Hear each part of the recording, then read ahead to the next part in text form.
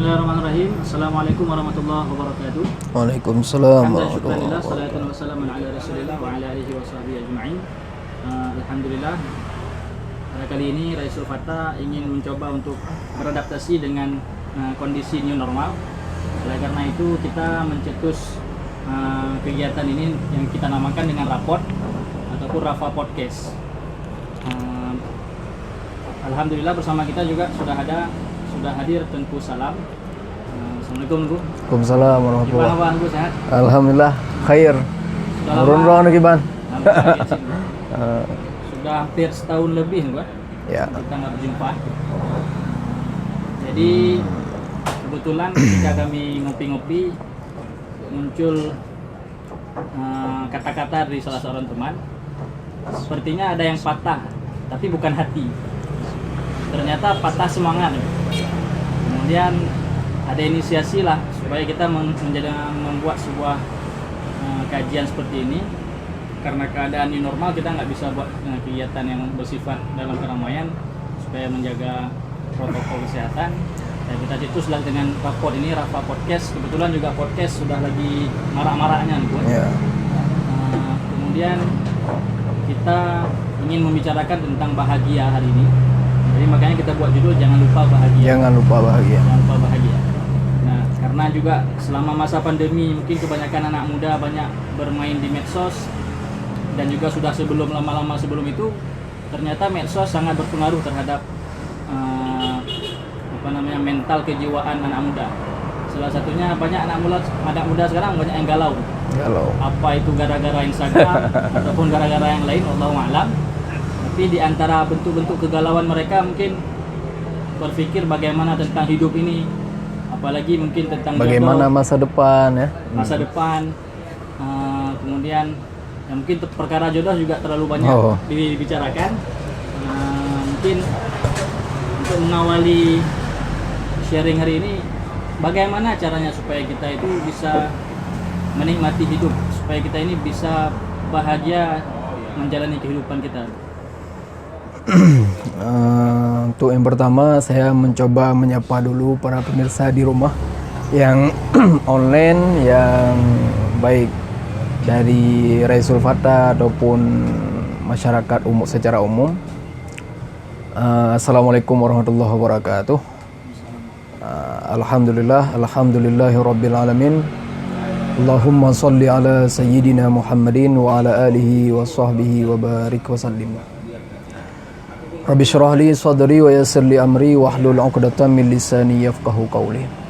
Allahumma zidna 'ilman nafi'a warzuqna rizqan wasi'a wa waffiq lana amalan shalihan wa maqbula wa tub 'alaina taubatan nasuha. Amma ba'du. Yang kami muliakan, kami hormati sahabat-sahabat kami, Tungku Ihsan dan juga rekan-rekan semua yang telah berhadir di forum nyantai bareng kita hari ini, yaitu Rapot ya, Rafa Podcast. Ini adalah pengalaman perdana saya untuk live streaming dalam bentuk podcast ataupun wawancara langsung. Sama. Jadi ini adalah pengalaman perdana ataupun pengalaman pertama. Semoga pengalaman ini meninggalkan kenangan terbaik, meninggalkan kenangan kebaikan-kebaikan, bukan meninggalkan kenangan yang tidak baik ya. Baik kenangan itu baik di dunia ataupun baik di akhirat nanti.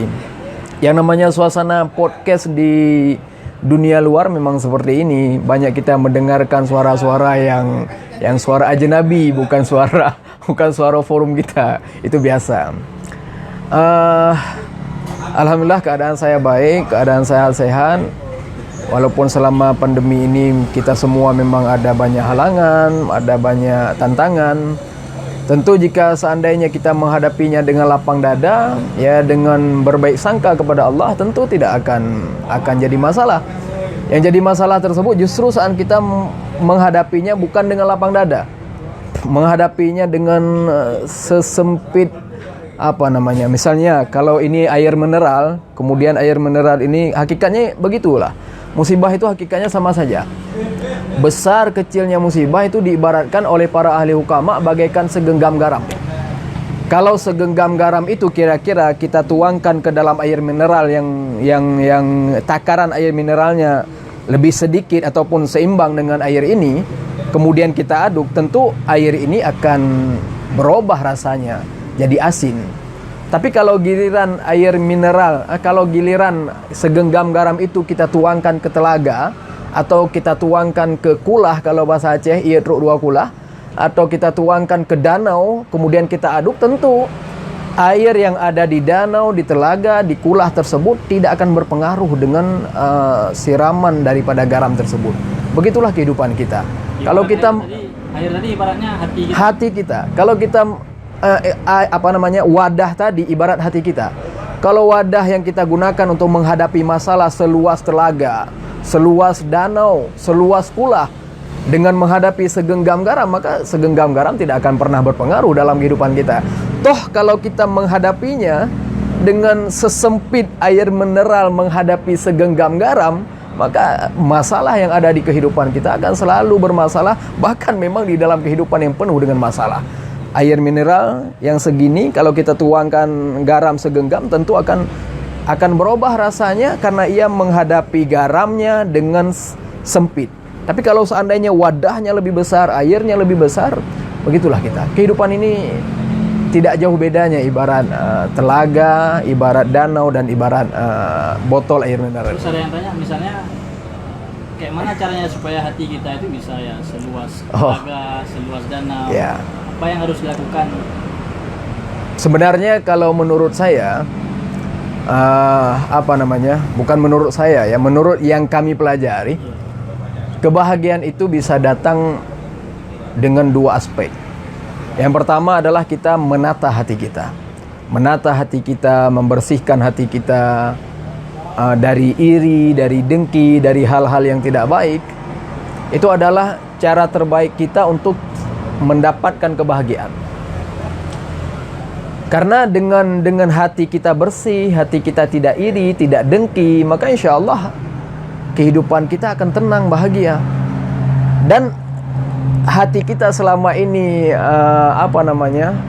hati kita selama ini susah, itu efeknya karena dosa, karena kedengkian, karena sifat-sifat hati yang dilarang oleh agama. Karena itulah kita perlu yang pertama memanage hati kita, membersihkan hati kita agar hati kita benar-benar bersih karena Allah Subhanahu wa taala. Karena di samping itu Allah juga karena selama hati kita susah, itu pengaruhnya tidak lain dan tidak bukan karena Allah tidak memandang dengan rahmat ke hati kita. Tapi kalau Allah memandang hati kita dengan pandangan rahmat, maka tentu kesusahan itu tidak akan hadir. Jadi kalau kita lagi nggak ada susah, lagi aman-aman aja. Aman-aman aja. Insya Allah Allah sedang memandang dengan pandangan rahmat kepada kita.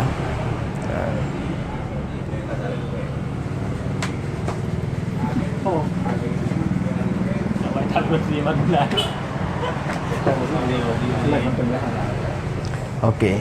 Sampai di mana tadi?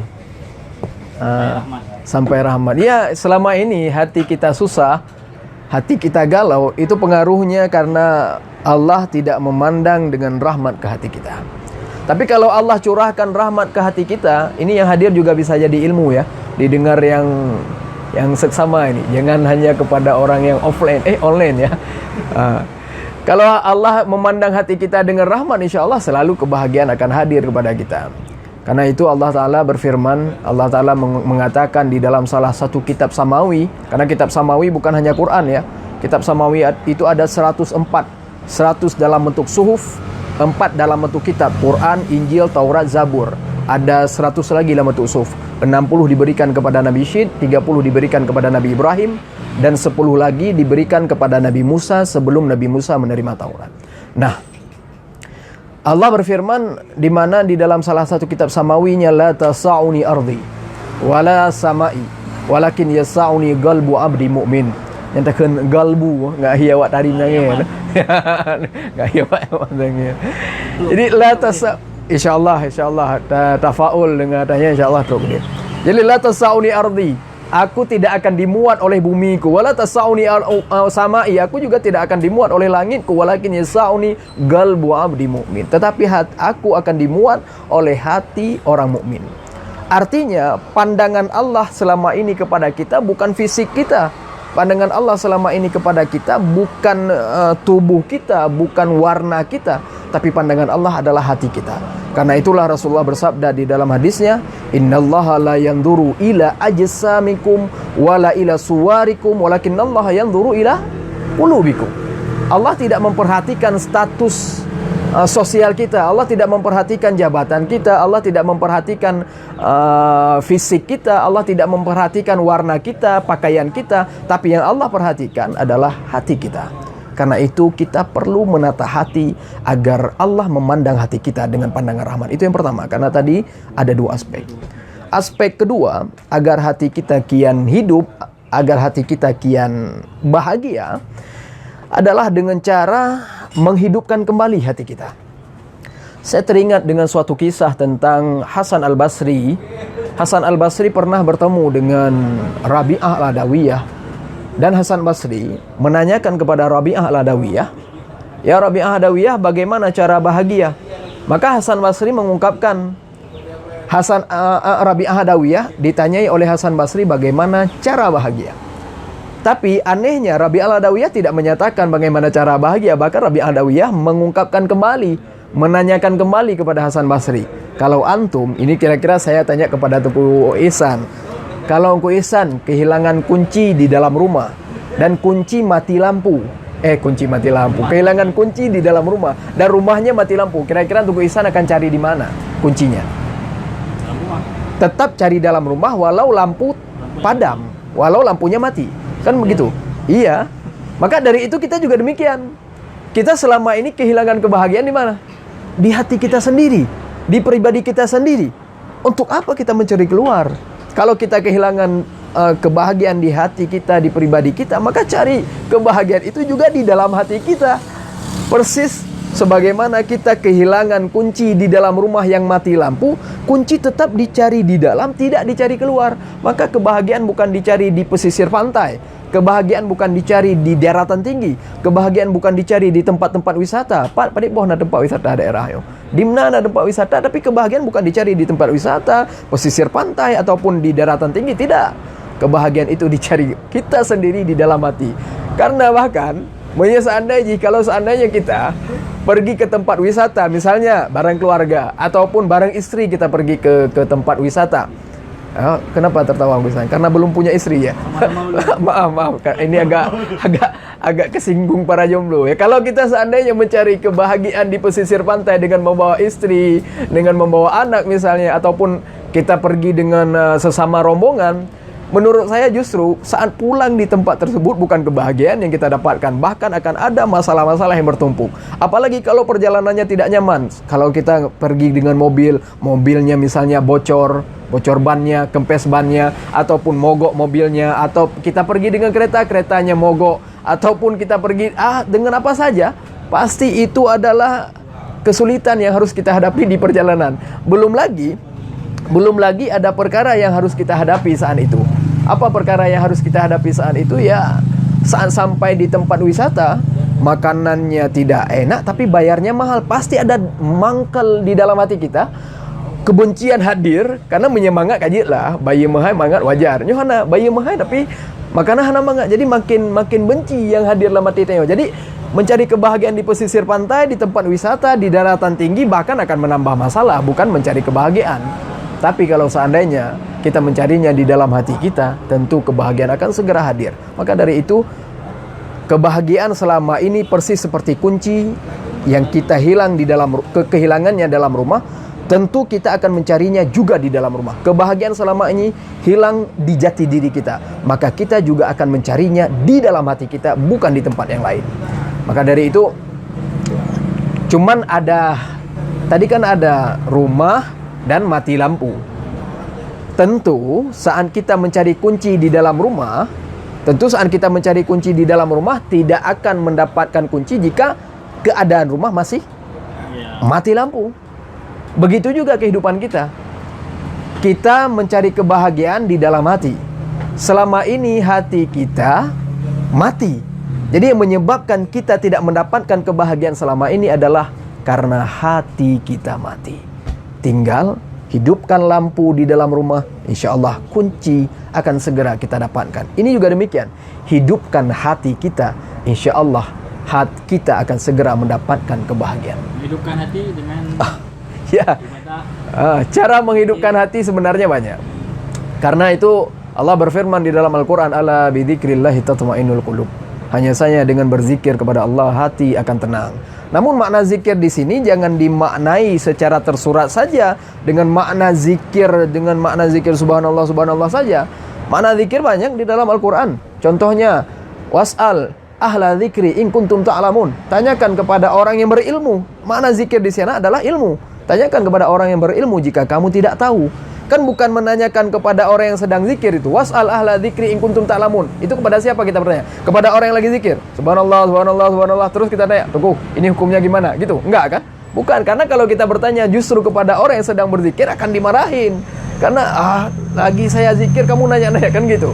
Jadi maksud was'al ahla dzikri in kuntum la ta'lamun adalah bertanyalah kepada orang yang berilmu jika kamu tidak tahu. Maka mana tadi ala bidzikrillah tatmainnul qulub, hanya saja dengan berzikir pada Allah hati akan tenang. Salah satu zikir yang ada di ayat tersebut, makna tersiratnya adalah kita harus punya ilmu agama. Jadi cara kita mendapatkan kebahagiaan adalah dengan cara mempunyai ilmu agama. Tahu selama ini kenapa kita susah? Karena ibadah kita selama ini banyak yang salah. Maka dari itu penyebab kita susah karena ibadah banyak yang salah. Ibadah banyak, lebih banyak kita ibadah dari orang lain, tapi kita tetap susah. Kenapa? Karena banyak yang salah. Karena itu ala bidzikrillah tatmainnul qulub. Hanya saja hati akan tenang dengan kita mendapatkan ilmu-ilmu agama untuk menata kembali ibadah-ibadah kita agar kita benar. Karena selama ini kalau kita hanya ibadah namun ibadah kita banyak salah, maka dari itu ibadah itu bukan hanya berbicara tentang ibadahnya, tapi berbicara tentang tata caranya. Makanya menyebutkan bahasa Aceh be metire tapi menggure. Kalau dalam bahasa Indonesia jangan tiru-tiru tapi mari berguru. Jadi itu perlu kita berguru kepada para ulama bagaimana tata cara ibadah yang benar. Karena agama bukan hanya soal perasaan. Agama lebih berbicara tentang soal tata cara.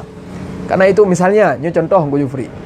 Misalnya di jalan ada ayam kemudian ditabrak oleh mobil dan ayam itu mati. Kira-kira menurut agama ayam itu boleh dimakan nggak? Ayam ditabrak sama mobil kemudian ayamnya mati. Nggak sempat sembeli. Nggak boleh dimakan. Tapi kalau Chef Juna misalnya ngambil ayam itu kemudian disajikan dengan menu spesial, enak nggak? Enak. Berarti rasanya enak. Tapi kalau seandainya bukan ayam mati, tapi ayam yang kita niat kali juga untuk menyembelih ayam, kemudian saya yang masak kebetulan ataupun Nunggu Ihsan yang masak sampai gosong misalnya Nunggu Ihsan masak, kira-kira enak nggak? Tidak enak. Bukan karena Nunggu Ihsan yang masak, tapi karena ayamnya gosong, kan gitu. Berarti walau tidak enak tapi makanannya halal atau haram? Halal. Punya Chef Juna yang masak yang tadi mati, makanannya enak nggak? Enak. Walau enak makanannya halal apa haram? Tetap haram. Maka karena itu agama bukan bicara soal tata cara, tapi agama bukan berbicara soal rasa, tapi agama berbicara soal tata cara. Makanya karena itu kita perlu menata kembali ibadah kita, di mana kekurangannya, di mana kesalahannya, di mana hal-hal yang tidak baik perlu kita gali, yaitu perlu kita pelajari ilmu-ilmu agama, baik itu tauhid, tasawuf ataupun fikah. Tentunya kepada guru-guru kita yang benar, kepada guru-guru kita yang bersanad, yang bermanhaj ahli sunnah wal jamaah, dan juga bermazhab syafi'i kalau di daerah kita Aceh khususnya. Selanjutnya ala bidzikrillahi tatmainnul qulub. Bagaimana cara mendapatkan ketenangan di dalam hati? Makna zikir kedua di sini juga dimaknai juga bisa dimaknai dengan makna mengingat nikmat. Karena arti zikri apa? Zikri adalah ingat. Jadi salah satu cara mengingat ala bidzikrillahi tatmainnul qulub, bagaimana hati akan tenang adalah dengan cara mengingat nikmat-nikmat kecil yang telah diberikan oleh Allah. Tapi kalau seandainya, kenapa kita selama ini susah? Karena kita menutup mata daripada nikmat-nikmat yang telah diberikan oleh Allah. Sangat banyak. Kita coba kita dari baru lahir diberikan mata. Ini mata ini dari baru lahir kita diberikan sampai sekarang. Berarti artinya ada nikmat yang diberikan oleh Allah Subhanahu wa taala yang selama ini kita lupa. Bahkan mata kita hari ini masih kita gunakan sebagaimana mestinya, belum kabur, belum harus memakai kacamata min dan lain sebagainya. Ini nikmat apa bukan?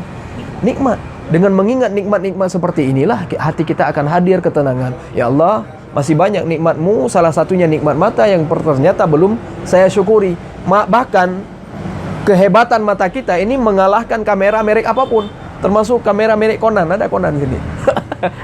Canon. Enggak. Karena dilerang endorse mungkin.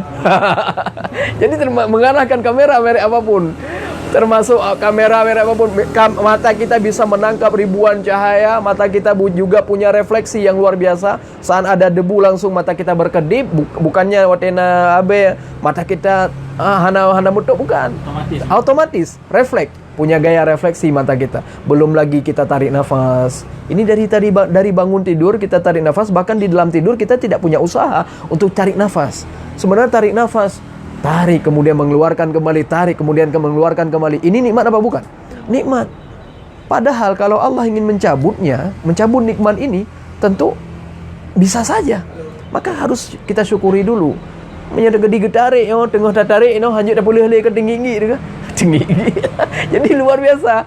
Jadi karena itu ini nikmat yang luar biasa. Ada nikmat lain lagi yang kalau kita lihat sebenarnya kita harus menggeleng-gelengkan kepala.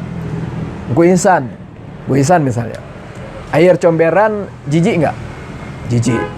Air becekan jijik. Air seni jijik. Air kotoran jijik. Semuanya jijik kan? Tapi maha besar Allah, dengan kedikdayaan Allah mengubah paradigma kita terhadap kejijikan tersebut menjadi tidak jijik lagi. Cara Allah gampang saja. Allah membuat air tadi misalnya mengalir dulu ke sungai, dari sungai mengalir ke lautan, dari lautan disinari oleh matahari kemudian menjadi uap, dari uap menjadi awan, awan menjadi mendung, mendung kemudian jadi hujan, hujan ke pegunungan, dari pegunungan diserap airnya kemudian kembali keluar dengan dalam bentuk yang lain, yaitu mata air di sumur kita, di tempat-tempat yang lain. Tapi kita tidak pernah jijik lagi ke air dalam sumur. Toh kita nggak pernah mikir, maunya kita sekali-kali saat mau mengambil air di dalam kulah, di dalam telaga ataupun di dalam sumur, mikir dulu, loh, maha benar Allah, maha suci Allah, maha besar Allah. Bagaimana mengubah cara pandang kita, mengubah mindset kita dari kita jijik. Sebenarnya kita buang air kecil, buang air besar dekat-dekatan sama sumur. Tapi saat air itu kembali keluar lewat sumur kita, tidak jijik lagi. Ini nikmat apa bukan? Nikmat, ini luar biasa nikmat. Maka kebahagiaan. Kalau airnya bisa ngomong, bilang jumpa lagi kita. Jumpa lagi kita. Kalau airnya bisa ngomong, jumpa lagi kita. Ko Ihsan pernah nanya ke air. Pernah nanya ke air dari antum dari mana dulunya? Air seni saya kan nggak pernah kan. Tapi itulah maha benar Allah, maha suci Allah dan maha besar Allah mampu mengubah paradigma kita. Ada contoh-contoh lain misalnya rumput yang kita lihat itu. Kira-kira rumput itu berharga tidak? Tidak berharga. Bukti rumput tidak berharga kalau di desa-desa kami kalau gotong royong pasti rumput itu dicabut ataupun dibersihkan. Itu tandanya rumput tidak berharga. Tapi ketidakberhargaan rumput ini kalau dimakan oleh sapi, maka sapi akan gemuk menghasilkan susu, dan susunya kita minum. Kalau kita menyebahasa Aceh bamban demam. Kalau bahasa Indonesianya meriang ya. Kalau kita meriang minum susu sapi 1 gelas tapi yang murni, insya Allah akan sembuh. Tapi kan hantam pernah tacok kesimpulan dia Allah daripada lu ajib susu bah lu pajuh nali hana. Itu artinya nikmat Allah yang luar biasa. Nikmat Allah mengubah rumput yang statusnya tidak berharga, tapi saat dimakan oleh sapi, kemudian sapi menghasilkan susu, dari susu membuat kita sehat. Ibu kita juga, ibu kita dulu makan makan sesuatu. Kalau di daerah PD misalnya makan rebung. Apa bahasa Indonesia rebung? Rebung. Pohon apa? Tunas bambu. Tunas bambu. Makan tunas bambu. Dari tunas bambu menyewa Aceh menolak bega. Mak dia pajuh buat trieng. Tapi menghasilkan susu, kemudian kita pintar minum ASI ibu. Tapi kan kita nggak mengambil kesimpulan, daripada minum ASI ibu lebih baik makan makan bambu kan enggak. Masya Allah. Makanya kalau kata Sayyidina Ali, kita hidup di dunia ini hanya untuk menyaksikan kedikdayaan Allah Ta'ala. Kita hidup di dunia ini hanya untuk menyaksikan kenikmatan yang luar biasa dari Allah Ta'ala. Dengan mengingat nikmat-nikmat yang seperti ini, kita akan teringat bahwasanya ternyata ketenangan akan hadir. Ya kan? Hadir tenangan. Ya Allah, masih banyak nikmat Engkau yang belum kami syukuri. Contoh dekatnya, ya, saya berbicara, Tunku Ihsan bisa mendengar. Ini saya mampu berbicara, ini juga nikmat yang luar biasa. Allah menghadirkan ribuan kata-kata di dalam kepala saya, kemudian Allah menakdirkan saya untuk memilih kata-kata itu untuk ditransfer ke kita semua. Dan hebatnya Allah, ucapan yang saya ucapkan tidak delay. Tidak sekarang saya ucapkan, nanti sampai di rumah baru didengar satu persatu, kan tidak. Maha benar Allah, memang nikmat ini luar biasa. Dengan mengingat nikmat seperti inilah, dengan kita tahu ilmu agama, dengan mengingat nikmat seperti ini, maka hati kita akan tenang, tentram. Dan yang terakhir, ala bidzikrillahi tatmainnul qulub, adalah zikir dengan makna zikir, mengucapkan tasbih, mengucapkan tahmid, mengucapkan takbir, mengucapkan tahlil, tentunya dengan hati yang khusyuk, dengan hati yang hadir. Kalau seandainya kita mengucapkannya hanya dengan hanya dengan subhanallah di mulut saja, tapi hati pikiran kita mengingat kepada hal-hal yang tidak baik. Hati dan pikiran kita mengingat kepada kalau kita petani ingat sawah, kalau kita orang-orang kebun ingat dengan lahan kita, kalau kita pengusaha ingat dengan toko kita, maka zikir itu tidak akan bermanfaat. Maka cara bahagia itu gampang. Cari kebahagiaannya di dalam hati dengan cara menghidupkan hati. Cara menghidupkan hati, yang pertama cari ilmu agama, yang kedua ingat nikmat-nikmat yang paling kecil. Kita mulai dari yang paling kecil agar kita tahu ini nikmat luar biasa. Karena kalau berbicara nikmat memang tidak akan pernah habisnya. Tunku Ihsan, Mesir, kalau seandainya disuruh gambar nyamuk, seukuran nyamuk, bisa nggak? Seukuran nyamuk di buku gambar, seukuran nyamuk tapi jangan gede. Bulat jadinya kan, nggak bisa membedakan mana kaki, mana sayap, mana jarumnya, nggak bisa membedakan. Tapi karena itulah Allah di dalam Al-Quran mengatakan, innallaha la yastahyi ayyadriba mathalan ma ba'udah. Allah tidak malu membuat perumpamaan nyamuk di dalam Al-Quran. Kenapa? Karena ini akan jadi bahan pikiran kepada orang-orang berakal. Nyamuk diciptakan oleh Allah Ta'ala makhluk kecil, tapi luar biasanya Allah Ta'ala mampu menyediakan jantung yang sama untuk mereka sekian banyaknya. Luar biasa. Kemudian Allah Ta'ala mampu kan tiap nyamuk itu ada uratnya lagi. Uratnya itu kan kecil-kecil. Kita jangankan untuk mengukir ukiran nyamuk di kayu, membuat gambar nyamuk saya nggak bisa, apalagi urat-urat nyamuk itu, ya kan? Maka karena itu mengingat nikmat yang kedua, yang ketiga adalah dengan cara mengucapkan zikir, baik subhanallah, alhamdulillah, banyak pilihan-pilihan zikir yang warid dari Rasulullah dan juga yang ada pilihan-pilihan dari para ulama kita. Jadi Tunku ada bilang masalah ilmu tadi kan kita harus cari guru-guru yang memang jelas sumbernya, bersanad. Itu bagi orang-orang yang awam mungkin, ataupun yang baru-baru jumpa, baru ketemu, baru sadar selama ini saya kemana, itu bagaimana caranya supaya mereka itu tahu jalan kemana untuk mencari guru, dan bagaimana cara melihat guru ini betul, guru yang itu tidak betul. Sebenarnya cara terbaik adalah dengan cara kita melihat panutan masyarakat selama ini kepada ulama yang mana. Itu sebenarnya sudah cukup. Ikut yang paling banyak. Kalau ada terjadi perbedaan, ikut yang paling banyak. Misalnya kalau di Aceh kan kita tahu ini banyak pengikutnya, ini tidak banyak pengikutnya.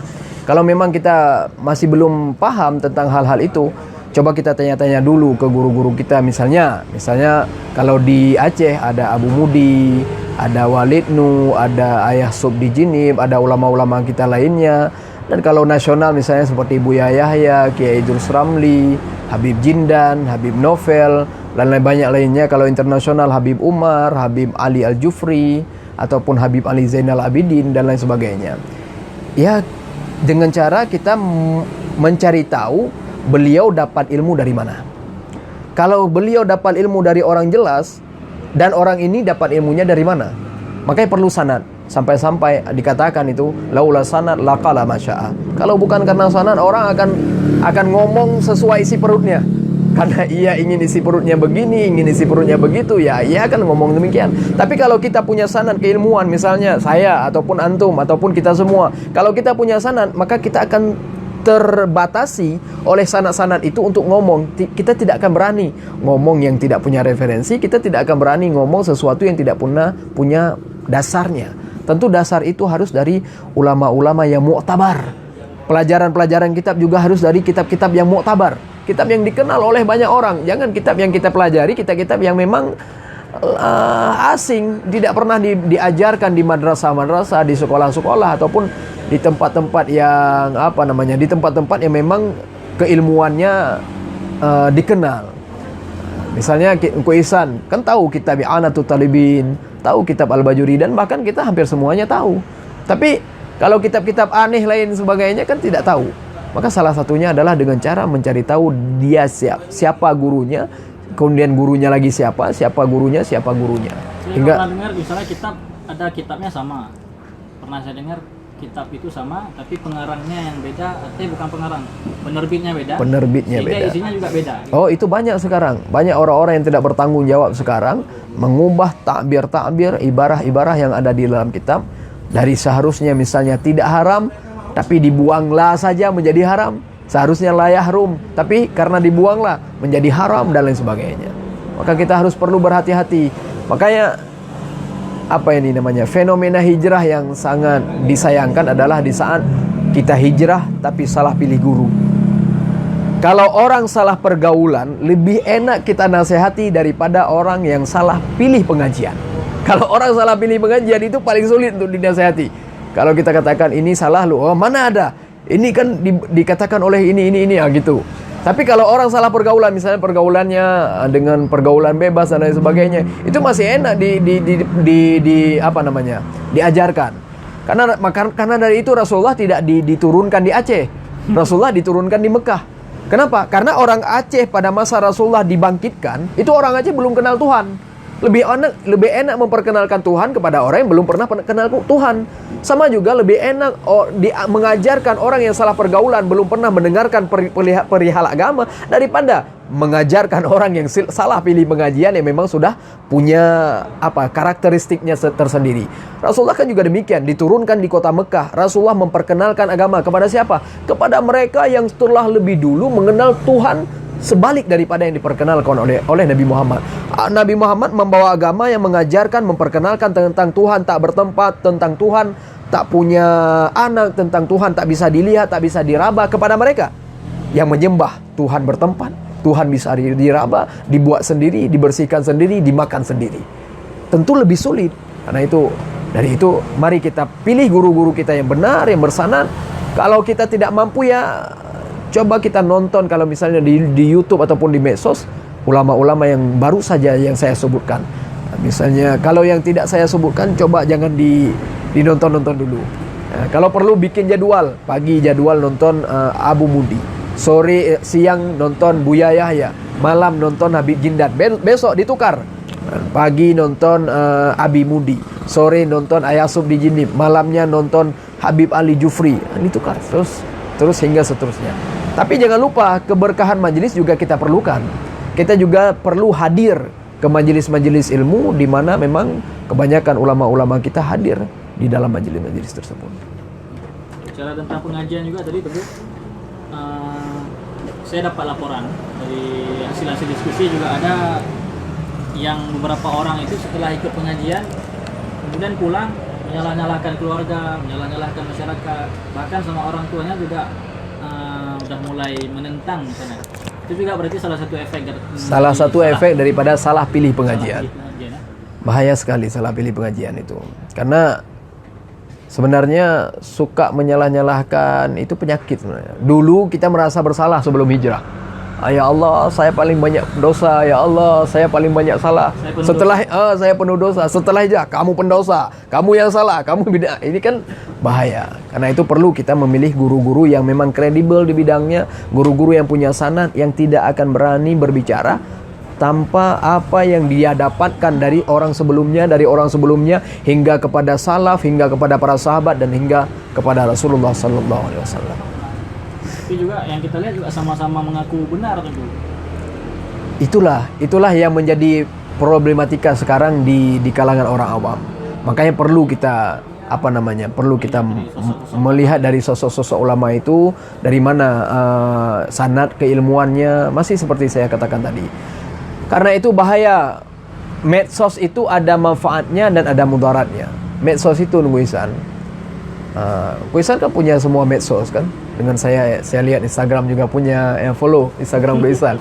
Ada banyak saya lihat medsos Nunggu Ihsan juga Facebook dan lain sebagainya. Itu medsos itu kalau kita pakai untuk kebaikan ya baik. Tapi kalau kita pakai untuk keburukan ya akan selalu berdampak buruk dan berefek negatif. Medsos itu sama seperti pisau. Pisau itu kalau di tangan dokter ahli bedah, maka pisau itu akan menyelamatkan nyawa orang. Pisau itu kalau di tangan ibu-ibu, maka akan bisa meracik makanan yang menyenangkan hati suaminya. Pisau itu kalau pada tempat orang pemotongan daging, maka akan dapat memotong daging dengan baik. Tapi kalau pisau itu ada pada anak kecil, maka pisau itu akan berbahaya. Begitulah media sosial. Karena itu kita harus bijak di dalam menggunakan media sosial. Harus punya batasan-batasan tertentu dan punya ulama-ulama tertentu untuk kita nonton, untuk kita dengar, dan cari guru-guru yang kredibel, yang memang dikenal oleh orang banyak, mengajarkan kelembutan, bukan mengajarkan sesat, bukan mengajarkan bid'ah, bukan mengajarkan syirik, tapi mengajarkan tentang kelembutan. Toh kalau salah, jangan langsung divonis bid'ah ataupun syirik. Coba tabayun dulu ke orang yang melakukannya. Siapa tahu ia juga punya dalil. Yang dalil itu belum kita ketahui. Anehnya orang yang sekarang suka menuduh-nuduh tapi tidak punya ilmu bahkan di perkara tersebut, menuduh-nuduh syirik dan lain sebagainya, padahal punya dalil, tapi hanya saja mereka yang belum tahu, masih kurang ilmunya. Karena itu perlu kita belajar ilmu agama kepada sanad yang benar. Minimal sekali kalau memang mereka mau tabayun, orang-orang yang menyalahkan kelompok yang lain, minimal sekali menghargai pendapat yang lain. Menghargai pendapat yang lain lah. Berbeda pendapat ya silakan, kamu seperti itu, kami seperti ini. Ya, jangan suka nunjuk-nunjuk orang kan.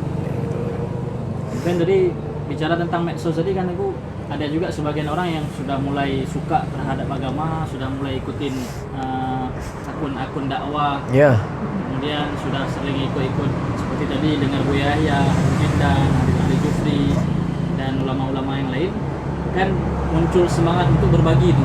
Ya. Nah itu apa boleh nggak misalnya kita baru dengar mungkin sedikit, kemudian kita semangat berbaginya itu tinggi. Dan juga ada beberapa kasus juga kita lihat orang-orang yang dulunya mungkin tidak dekat dengan agama, kemudian sudah dekat dengan agama, ketika menyebarkan kebaikan-kebaikan ataupun dakwah, ada dinyinyirin oleh kawan-kawannya. Ya. So hijrah, so alim ya misalnya. Gitu. Itu bagaimana itu? Sebenarnya untuk jadi orang baik itu, untuk menyebarkan kebaikan, mengajak orang pada kebaikan, tidak mesti kita baik dulu. Kita mau menyebarkan kebaikan, mau share kebaikan, tentu dengan misalnya kalau kita sendiri yang mengucapkannya, kita harus mengucapkan dengan sesuai dengan apa yang kita dengar. Bener, nada lebih-lebih. Karena biasa kalau pepatah Aceh mengatakan tajuk aba lebih, tajuk peng kurang. Jadi kita tidak kalau mendengarkan dari Habib Omar demikian, maka saat disampaikan juga demikian. Jangan dilebih-lebihkan. Kalau dilebih-lebihkan takutnya yang kita lebihkan itu kebetulan salah. Maka dari itu untuk menyampaikan kebaikan tidak mesti kita baik dulu. Boleh kita menyampaikan kebaikan, tapi dengan catatan kita menyampaikan dengan sesuai dengan apa yang kita dengarkan dari guru-guru kita yang bersanad. Jangan sampai menyampaikan lebih dari yang kita dengar. Maka dari itu perlu kita menjaga lisan kita, menjaga lidah kita agar bisa menyampaikan hal-hal yang hanya kita dengarkan dari guru-guru kita. Jangan dilebih-lebihkan, jangan dikurangkan, jangan lari ke sini ke sana kan. Maka perlu men-share kebaikan, lebih baik share videonya langsung. Jangan kita buat video yang lain, share videonya langsung. Kalau kita memang tidak tahu cara menyampaikannya, maka share videonya saja. Dan itulah seperti yang saya katakan tadi, menyampaikan kebaikan tidak mesti kita baik dulu. Apalagi kalau kita mengingat di mana menyampaikan kebaikan satu saja orang dapat manfaat lewat perantaraan bantuan kita, itu luar biasa pahalanya. Allah berfirman di dalam Quran surah An-Nisa ayat 85, "May yashfa' syafa'atan hasanatan yakun lahu nasibun minha." Siapa yang membantu kebaikan, yakun lahu nasibun minha, maka kepadanya juga akan mendapatkan kebaikan pula. Begitu juga sebaliknya, orang yang share tentang keburukan, orang yang share tentang ketidakbaikan, may yashfa' syafa'atan sayyi'ah yakun lahu kiflun minha, maka orang tersebut akan ikut menanggung dosa daripada keburukan tersebut walau ia tidak melakukannya. Rasulullah juga bersabda, "Man dalla ala khair falahu ajru misli fa'il." Kalau orang mau pengen pahala gratis, kecipratan pahala gratis, ajak orang pada kebaikan. Walau saat hadir pada kebaikan kita tidak ikut baik, tapi paling tidak saat kita mengajak orang lain kepada kebaikan, ada orang baik, 2 orang saja orang baik ataupun 1 orang saja orang baik, kita juga akan kecipratan pahala amalan kebaikannya, karena dia baik, pengaruhnya disebabkan oleh kita yang mengajak. Makanya para ulama mengungkapkan, man tasabbu bil khair khairun, yang menyebabkan kebaikan, kebaikan pula. Wa man tasabbu bil syarr syarrun, dan yang menyebabkan keburukan, keburukan pula baginya. Bicara tentang pengajian juga tadi, ada kita dapatkan informasi ada orang yang mungkin apa itu gara-gara saking tawakalnya, wallahu alam, mungkin setelah ikut pengajian dia merasa kerja udah kayaknya nggak usah lagi lah, nggak usah cari rezeki aja lagi, karena kan rezeki sudah diatur sama Allah. Walaupun kita nggak kerja berarti rezeki kita juga segitu. Itu bagaimana tanggapan kalau ada orang-orang yang seperti itu? Di sini bagaimana tanggapannya? Kira-kira Nurul Ihsan bagaimana tanggapannya? Ya, sebenarnya begini Nurul Ihsan ya. Rizki itu ada benarnya perkataan orang tadi.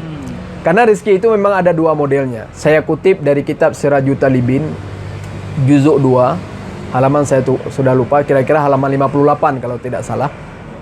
Kita harus tahu dulu definisi dari rizki. Menurut, saya kutip perkataan Syekh Abdul Salam, kebetulan hampir-hampir sama dengan nama saya.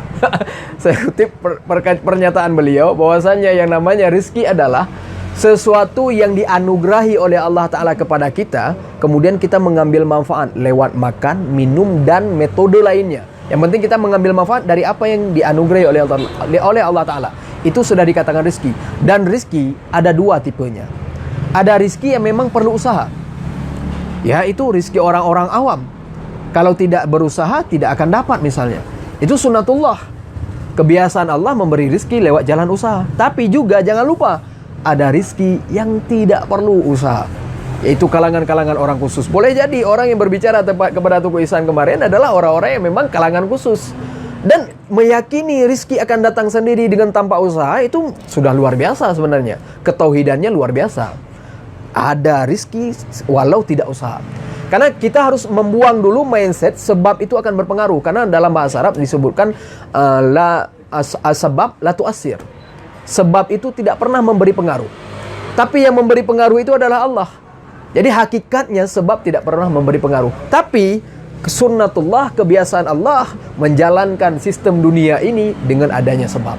Karena itu rizki orang awam didapat dengan usaha, rizki kalangan khusus didapat dengan bahkan tidak perlu usaha. Wa ma min dabbatin, Allah berfirman di dalam Al-Quran, wa ma min dabbatin fil ardi illa 'alallahi rizquha. Tidak ada illa 'alallahi rizquha. Tidak ada di atas muka bumi ini yang binatang yang melata di atas bumi ini, makhluk hidup yang melata di atas bumi ini, di bawah langit, kecuali Allah akan menanggung rizkinya. Jadi ditanggung rizki oleh Allah dengan tanpa perlu usaha, ya ada benarnya. Kalau kita orang awam, masih kelas kalangan bawah, ya kita harus berusaha karena kita memang masih dalam metode ikhtiar. Kalau kita memang sudah naik level ke level nggak perlu usaha, boleh. Tapi jangan pernah nanti saat kelaparan 2 hari berontak.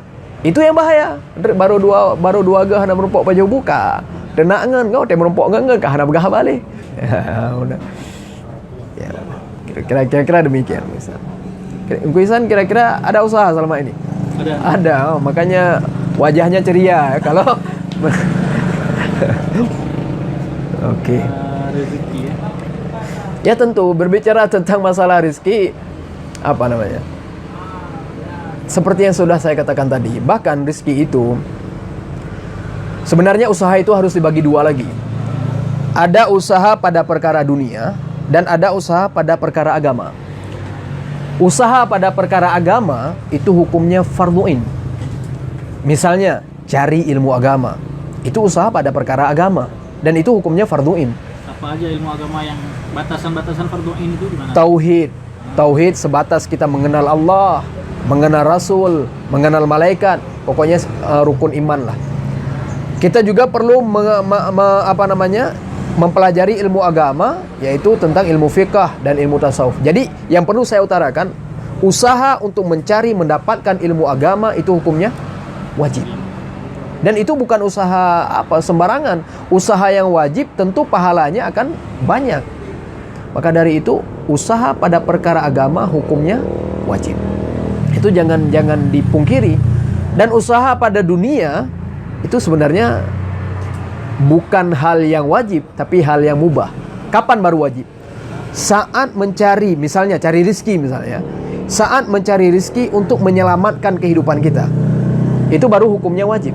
Misalnya menjaga agar nyawa kita masih tetap di dalam badan. Kita harus cari makan agar menjaga nyawa kita masih tetap dalam badan. Itu hukumnya wajib. Karena ulama sepakat ada 5 perkara yang wajib dipelihara. Sebagai ulama menambah satu lagi sehingga ada 6 perkara. Yang pertama adalah hifdzul iman.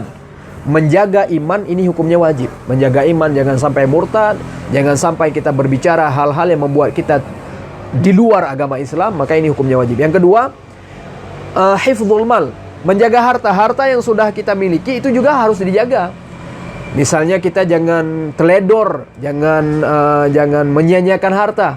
Maksudnya bendre tego kada pegah masalah hanapa usaha andre pada tumpang Honda puduk unci-unci leunan.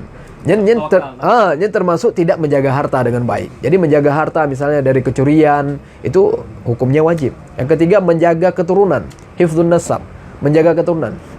Ini menjaga keturunan juga hukumnya wajib. Kalau anak kita dizalimi, keturunan kita dizalimi, ya kita harus membelanya. Karena hukum menjaga mereka ini hukumnya adalah fardhu'in. Selanjutnya ada yang pertama apa tadi? Hifdzuddin, hifdzul iman. Yang kedua, hifdzul mal. Yang ketiga, hifdzun nasab. Yang keempat, hifdzul akli. Menjaga akal. Menjaga akal agar tetap waras.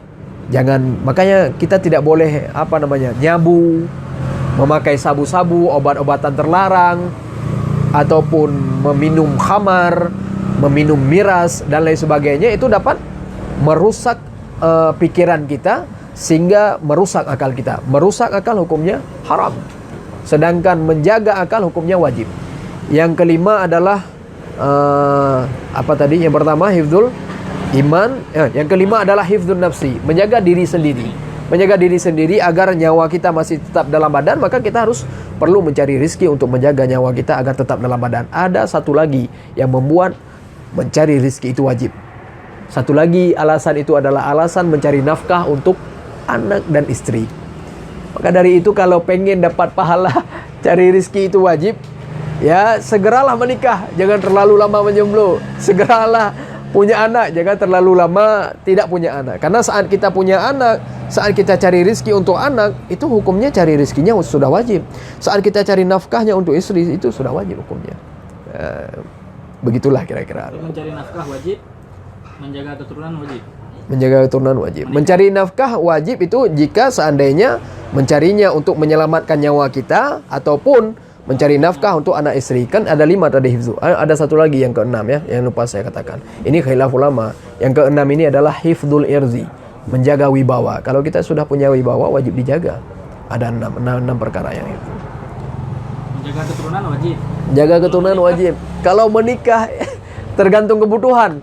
Kalau seandainya kalau kita yakin kalau tidak menikah akan terjadi hal-hal kemungkaran, ya lebih baik jaga agar kita jauh dari dosa ini dengan menikah. Makanya Rasulullah bersabda, "Man istata'a minkumul ba'ah." Mungkin ini saya teorinya sudah cukup ini, tapi cuman saya masih malu mengungkapkannya karena belum mempraktekkannya. "Man istata'a minkumul ba'ah falyatazawwaj." Kalau antum sudah mampu, maka menikahlah. Fa innahu aghaddu lil basar wa ahsan lil faraj. Karena menikah dapat menjaga pandangan kita dan juga menjaga kehormatan kita. Tapi kalau tidak mampu menikah, fa in lam yastati' fa alaikum bisiyam. Puasa. Apalagi misalnya ini hari 1 Muharram, kebetulan kami safir ya. Kuisan puasa hari ini. Oh enggak. Jadi kalau puasa itu sebenarnya cara terbaik mengontrol nafsu. Karena nafsu menurut saya jangan dibunuh. Kalau nafsu itu dibunuh, ajang kita cari pahala sudah tidak dapat lagi. Misalnya lihat perempuan nggak nafsu lagi, kenapa nggak nafsu? Itu nggak dapat pahala. Tapi nafsu ada, tapi kita mempertahankannya nggak. Makanya Sayyidina Umar waktu ditanyai oleh para sahabat, kalau seandainya kamu dikabulkan doa oleh Allah Ta'ala, kira-kira berdoa nggak untuk dihancurkan nafsu ataupun dipindahkan nafsu, dibuat semacam malaikat? Sayyidina Umar menjawab enggak. Karena justru nafsu itu potensi kita mendapatkan pahala, menjaga kita dari hal, misalnya saat ada perkara nafsu kita menggelora, menggebu-gebu, ingin melakukan maksiat, tapi kita bisa menahannya. Itu artinya kita mendapatkan pahala dari Allah Subhanahu wa taala. Makanya semacam yang saya katakan tadi, kalau kita tidak mampu menikah ya perbanyak puasa. Karena dengan perbanyak puasa, kalau lihat perempuan kita lemah, kalau lihat pokoknya sesuatu yang mengundang nafsu tidak akan hadir. Itulah. Cara tentang pernikahan gue juga di media sosial juga sering viral. Jadi udah ada artis-artisnya hijrah, kemudian menikah, sudah berjamaah nih gue. Banyak orang share apa itu? Apa saya itu? nggak paham. Saya ini baru dengar nih. Aja kata-katanya. Itu yang saya lihat mungkin kata-kata itu dipakai ketika lihat pasangan-pasangan yang hijrah kemudian menikah, kemudian ataupun pasangan-pasangan yang memang nampak keren lah, pasangan suami istrinya keren, kemudian juga viral di media sosial, kemudian juga sudah banyak yang share-share tentang itu. Kemudian gara-gara itu juga tiba-tiba ada pengen boleh nikah mungkin yang lain. Nah itu kayak mana pengaruh media sosial itu? Dan bahkan sebagian lagi banyak yang tanya ya kapan nikah lagi. Iya banyak. Tanya aja kapan nikah, solusi nggak dikasih. Oh sedap. Ini mah nanya tapi kasih solusi nih gua. Ini sebenarnya curhat ini ya Gusan ya. Curhat selama ini ditanya kapan nikah tapi nggak dikasih solusi ya. Sebenarnya di satu sisi nikah muda itu sangat baik. Karena fadilah dari nikah muda juga luar biasa. Fankihu takatsaru, menikahlah agar kamu banyak. Banyak yang ada di situ, banyak luar biasa. Yang pertama, takatsarul fadal, banyak kelebihan. Kalau kita sebelum menikah misalnya amalan kita biasa-biasa saja, kalau sudah nikah, amalan kita akan dilipat gandakan pahala oleh Allah Ta'ala. Kemudian yang kedua, takatsarul abnah, banyak anak. Banyak anak itu sebenarnya sudah nikmat luar biasa. Ini saya tanya ke Tunggu Ihsan. Membuat orang lain beriman kepada Allah, kepada Rasul Allah, kira-kira pahala enggak? Kebaikan bukan? Kebaikan. Terus kita punya momongan, punya anak itu beriman kepada Allah, beriman kepada Rasulullah karena kita, karena dia anak kita. Jadi semakin banyak orang yang kita lahirkan dan beriman kepada Allah dan kepada Rasulullah, itu investasi yang tidak akan terputus. Walau saat besar anak itu jadi apa misalnya? Jadi toke sabe punya saja. Punya mata dia pu. Pokoknya jadi bandar narkoba misalnya. Tapi paling tidak dia masih punya iman kepada Allah dan kepada Rasulnya. Apalagi anak yang kita lahirkan menjadi generasi Islam, menyelamatkan Islam, punya ilmu agama, jadi ulama, maka ada pahala yang tidak terputus-putus kepada kita. Maka dari itu jangan lama-lama menjomblo, cepat menikah, cepat punya anak. Karena takatsarul abnah itu dapat mengundang manfaat luar biasa. Ini hari tangisan untuk para jomblo nih. Yang ketiga takatsarul mal, akan banyak harta. Kalau dulunya alasan Allah memberikan harta kepada kita hanya karena kita, sekarang saat kita telah menikah, Allah alasan memberi rezeki kepada kita sudah bertambah 2. Karena kita bertambah menjadi 3. Karena kita, karena anak kita, dan juga karena istri kita. Kalau orang takut menikah gara-gara takut gak punya harta. Oh salah besar itu. La taqnatu min rahmatillah. Jangan kamu berputus asa daripada rahmat Allah. Itu buruk sangka kepada Allah. Paling bahaya itu buruk sangka kepada Allah. Dulu yang ngasih rizki ke dia siapa?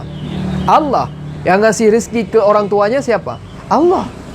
Toh kalau sudah nikah yang ngasih rizki siapa? Apa sudah berubah? Tidak, masih Allah. Jadi kalau takut karena tidak dapat rizki, itu sangat berbahaya, mengganggu akidah kita. Oh ya, tadi apa? ajak nikah tapi nggak ngasih solusi. Nanya. Oh, nanya nikah. Banyak yang nanya kapan nikah, Oh, tapi ngebully. solusinya nggak dikasih. Oh, solusi yang dikasih. Satu sisi menurut saya menurut saya satu sisi itu kita juga baperan sebenarnya. Ya kalau ditanya kapan nikah, kita jawab aja, doain aja agar segera, ataupun kita jawab insya Allah segera saya menikah. Jawab aja demikian. Jangan suka baperan ya, jangan suka bawa perasaan. Baperan itu hukumnya tergantung di mana bapernya. Tergantung galaunya di mana letaknya. Kalau galaunya pendosa karena dosanya, ya luar biasa. Galaunya orang yang kurang ibadah karena ibadahnya, ya galaunya orang ibadah karena kurang ibadah, ya luar biasa. Galaunya para pencinta karena kurangnya cinta kepada Allah, kurangnya cinta kepada Rasulullah, itu juga luar biasa. Galaunya orang berilmu agama terhadap kurangnya ilmu agama, itu luar biasa. Tapi galaunya pencinta karena lawan mahramnya, tapi kalau galaunya seseorang karena pacarnya, galaunya seseorang karena hartanya, galaunya seseorang karena dunianya, ini yang berbahaya. Maka sebenarnya solusi, kalau dibicara solusi nikah, tidak ada yang lain kecuali maharnya dikurangkan. Mungkin saya mewakili para jomblo, ya cara terbaik solusi nikah adalah maharnya dikurangkan. Karena saya boleh cerita sedikit tentang ayah. Dulu saya pernah ke Jawa sekitar tahun berapa? 2017, 2018.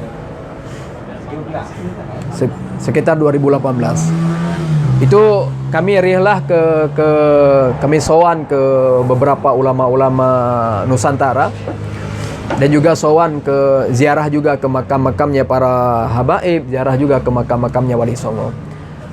Ada beberapa guru-guru yang kami temui di sana, dan beliau-beliau ini bertanya kepada kami, Tungku, apa yang paling membedakan antara Aceh dengan kami?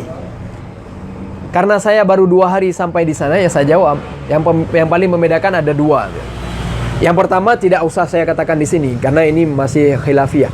Yang kedua, saya katakan adalah maharnya.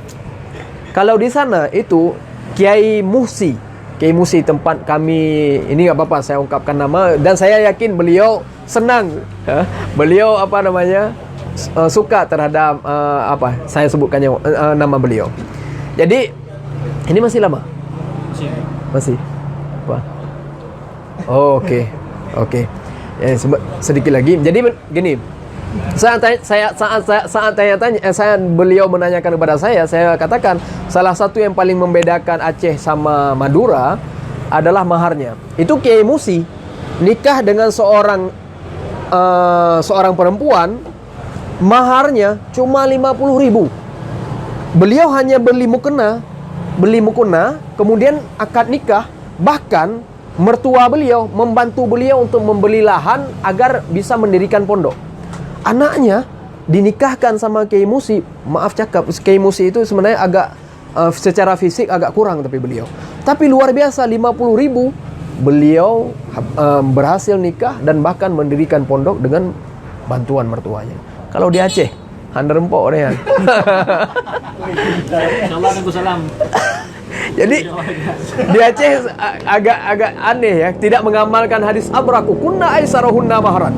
Yang paling berkat di antara kamu adalah yang paling mudah maharnya. Maka para wanita, dengarkan, ibu-ibu, kalau saya pribadi sebenarnya, menurut saya wanita sekarang ini, para ladies sekarang ini tidak begitu mengharapkan mahar tinggi. Yang menyena yang harap mahar tinggi menurut lu kendro ya. Adapun ayam. Karena mereka merasa, orang tua ini merasa anaknya sudah dididik, banyak habis biaya. Sekarang bagaimana biaya tersebut kembali ke dia? Kalau ini alasannya, maka betapa anehnya selama ini dia membesarkan anaknya hanya untuk kembali modalnya, kan gitu. Berarti selama ini tidak ikhlas. Karena itu perlu kiat-kiat, perlu kita sosialisasi ke kampung-kampung untuk turunkan mahar, kan gitu. Jadi yang paling berkah adalah mereka yang maharnya rendah, jangan dengan mahar-mahar yang tinggi. Tentang nikah itu juga, kalau kita buat kajian-kajian tentang nikah, jodoh, ataupun buat seminar pranikah, itu biasanya pasti yang ikutin kajian-kajian seperti itu lebih rame. Tapi kalau kita buat kajian yang seperti tadi misalnya yang lebih wajib mungkin untuk semua Tauhid misalnya, tasawuf, fikih, nah itu peminatnya itu sedikit.